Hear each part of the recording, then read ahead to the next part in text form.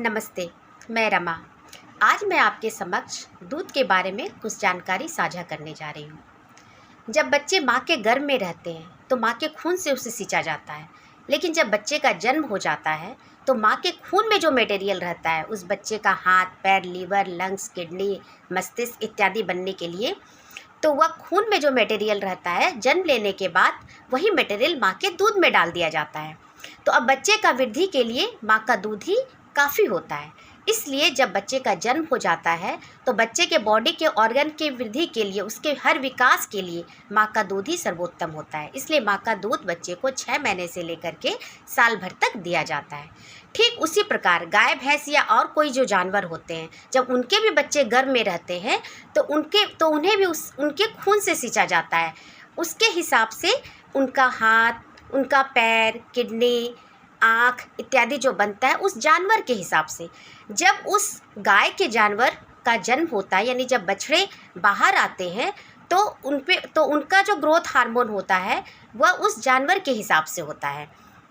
एक तरह से कह सकते हैं कि हमारे प्रकृति में, यानी भगवान का कुछ ऐसा बनाया हुआ चीज़ है कि हम इंसान के बच्चे को गाय का दूध ना देकर माँ का दूध ही सही होता है। क्योंकि माँ के दूध में जो मटेरियल है, माँ के दूध में जो चीज़ है वो गाय के दूध में वो मटेरियल नहीं है। गाय के दूध में जो मटेरियल है वो गाय के बछड़े के हिसाब से डिज़ाइन किया हुआ है, वह उसके ग्रोथ हार्मोन के लिए सही है, ना कि मनुष्य के बच्चे के ग्रोथ हार्मोन के लिए। इसलिए गाय का दूध ना देकर माँ का दूध देनी चाहिए। तीसरा पॉइंट यह है कि जब मनुष्य के बच्चे को जितना प्रोटीन चाहिए उससे ज़्यादा गाय के दूध में जो प्रोटीन होता है वह 6 गुना ज़्यादा होता है, जिसे कि हम केसिन कहते हैं।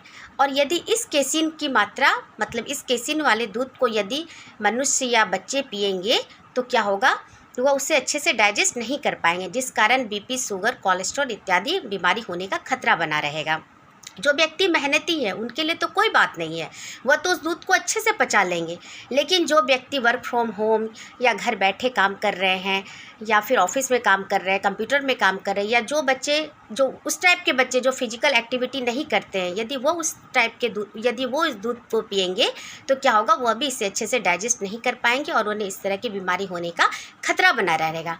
माँ के दूध को बच्चे को तभी तक पिलानी चाहिए जब तक कि उसके दांत ना आ जाएं, क्योंकि हमारे बॉडी इस तरह से डिज़ाइन किया हुआ है कि जब तक हमारे दांत नहीं निकलते हैं तब तक हमारे इंटेस्टाइन में एक खास तरह के बैक्टीरिया होते हैं जो कि उसके अंदर शक्ति होती है उस दूध को पचाने की, उसे पचा लेते हैं। लेकिन जब दांत आ जाती हैं तो दूध नहीं पिलानी चाहिए।